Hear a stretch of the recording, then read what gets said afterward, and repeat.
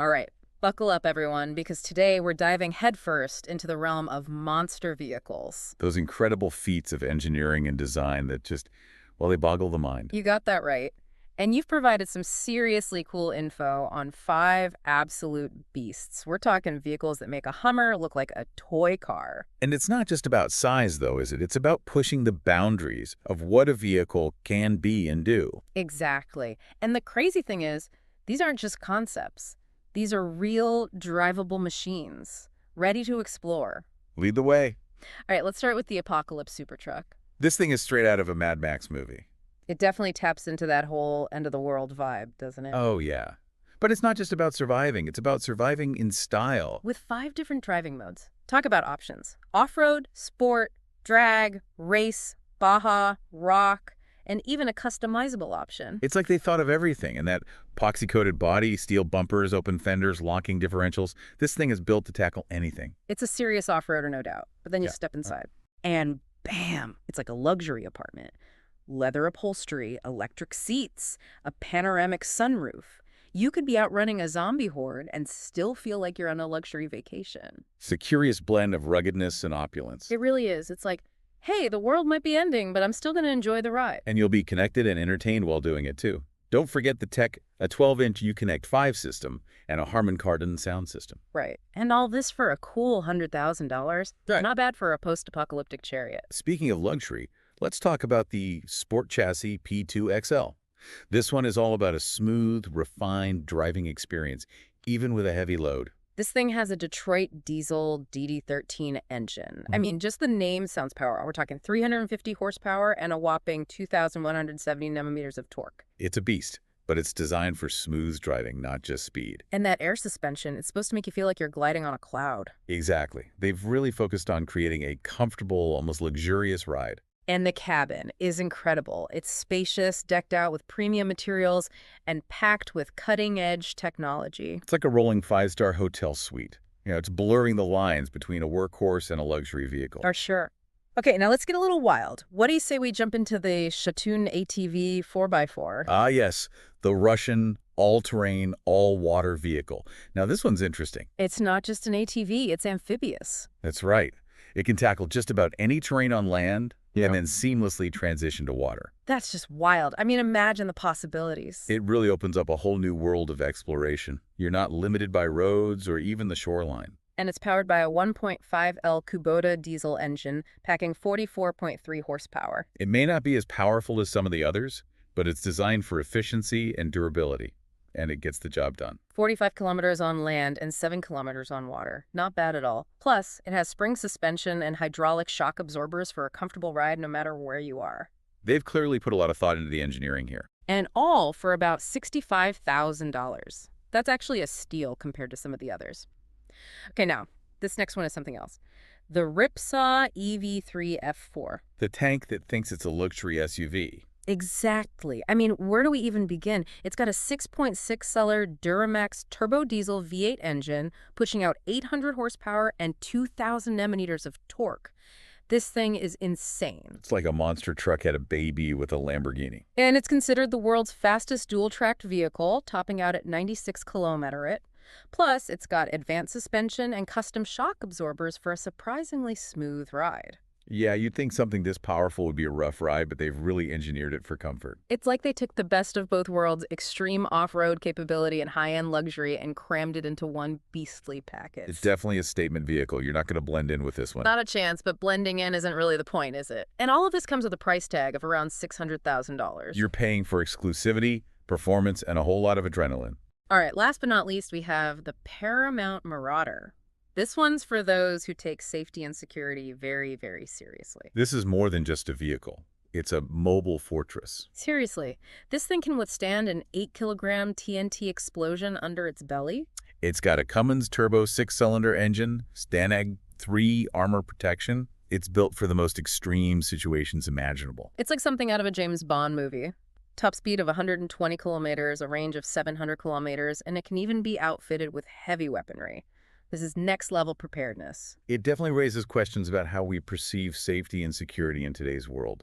It's a powerful statement. It makes you wonder what kind of world we're living in where vehicles like this are even necessary. That's a conversation for another time, perhaps. But there's no denying the Marauder's capabilities. And the price tag reflects that anywhere from $500,000 to $1 million, depending on the configuration. It's an investment in peace of mind, I suppose. Or maybe just a really cool way to make an entrance. Probably a bit of both. So there you have it, 5 incredible vehicles that push the boundaries of what's possible. They're testaments to human ingenuity, our desire to conquer any challenge, and maybe even a little bit of our fascination with the apocalypse. From surviving the apocalypse in style to cruising in a tank-like SUV. These vehicles are something else. They really are. And it makes me wonder, do any of these crazy innovations, these mind-blowing features, do they ever trickle down to the cars we drive every day?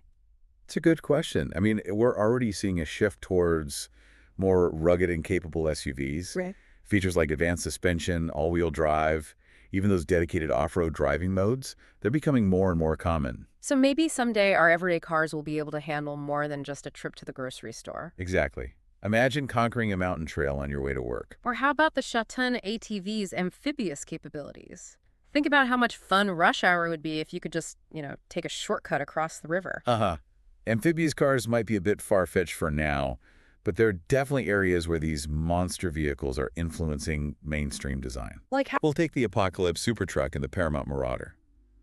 That emphasis on durability, on resilience, could lead to more robust and long-lasting vehicles for the average consumer. So you're saying my car won't be totaled by a minor fender bender? Maybe, maybe not, but you get the idea. And those luxury features in the Sport Chassis P2 XL, don't you think those could eventually become standard in more affordable models? Massaging seats and a top-of-the-line sound system in my everyday car, I'd be all for that. Well, the demand for comfort and high-tech features is definitely growing. We're already seeing more advanced infotainment systems, driver assistance features, premium materials in cars across all price points. It's only a matter of time before some of that luxury trickles down to us regular folks. Exactly. But let's talk about the elephant in the room for a second. The price tag. No, but I was thinking more about the environmental impact. These vehicles aren't exactly known for being eco-friendly. That's true. All that power and size comes at a cost. But the automotive industry as a whole is moving towards more sustainable practices. We're seeing a huge push for electric vehicles and hybrid technology. Even these specialized vehicles could be influenced by these trends. A hybrid or electric monster truck. Now that's something I'd like to see. Right. Would it still have that raw power, that aggressive presence? Could it still crush cars and leap over obstacles? Those are some good questions. Questions for the engineers, perhaps? Yeah. But one thing's for sure, the future of monster vehicles, just like the future of the entire car industry, will be shaped by a growing awareness of our responsibility to the environment. It's going to be interesting to see how those forces play out. Power versus sustainability. Absolutely. These vehicles, in a way, they're like a microcosm of the larger trends and challenges facing the auto industry as a whole. I like that. But beyond the specs, beyond the environmental impact, what do you think is the most significant impact these monster vehicles have had, both on the industry and on our culture? It's a good question. I mean, they've definitely pushed the boundaries of what we thought was possible. They've challenged engineers to think bigger, bolder, to create machines that can conquer anything. And they've also changed our perception of what a vehicle can be, blurring the lines between functionality, luxury, and just pure spectacle. Oh, they've captured our imaginations, that's for sure. They're larger than life, almost mythical in their capabilities, like something straight out of a movie or a video game. And that's led to a whole subculture of monster vehicle enthusiasts. Monster truck rallies, for example, they've become a global phenomenon. It's amazing to see how something that started as a niche interest has become mainstream entertainment. It's that human fascination with pushing limits, with defying expectations, with experiencing something truly awe-inspiring. They represent more than just engineering. They tap into something deeper within us, a fascination with the extraordinary, a yearning for something that goes beyond the mundane. A spirit of adventure, maybe. Exactly. A willingness to embrace the unconventional, a celebration of human ingenuity. Before we wrap up this part of our deep dive, I have one more question that's been on my mind. Okay, shoot. We've talked about the amazing capabilities of these machines, their influence on the car industry, their cultural impact.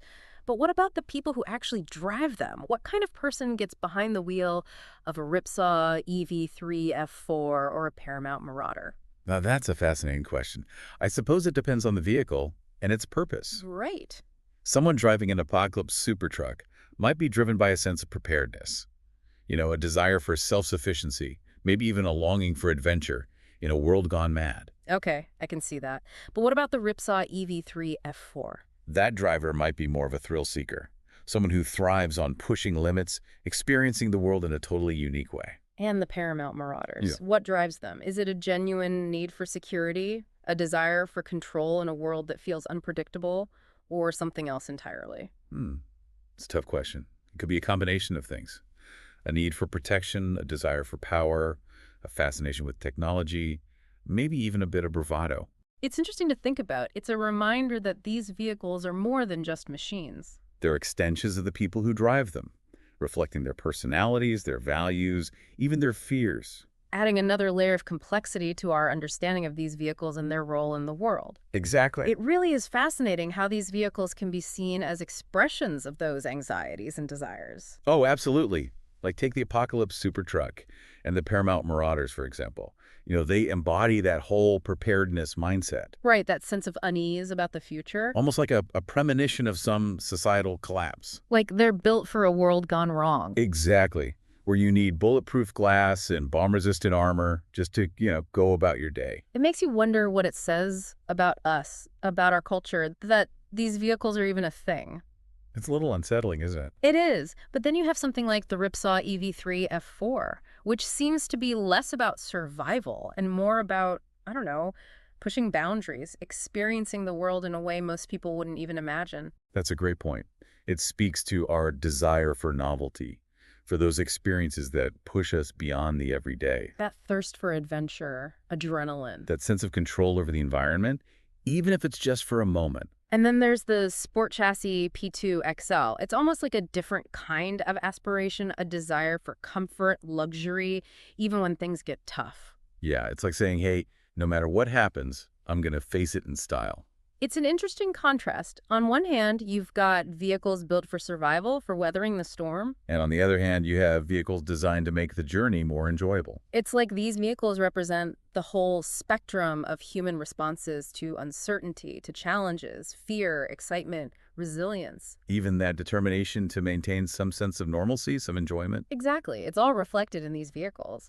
It's amazing how something as seemingly simple as a car can reveal so much about us. It's a reminder that technology is never truly neutral, is it?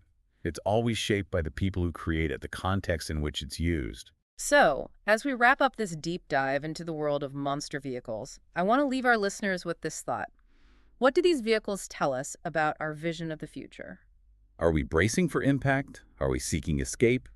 Or are we just trying to find a way to enjoy the ride, no matter how bumpy it gets? It's a question worth pondering. It really is. The answer is probably a mix of all of the above. We are a species of contradictions, aren't we? Capable of great fear and great hope, of seeking both security and adventure, of clinging to the familiar, yet embracing the unknown.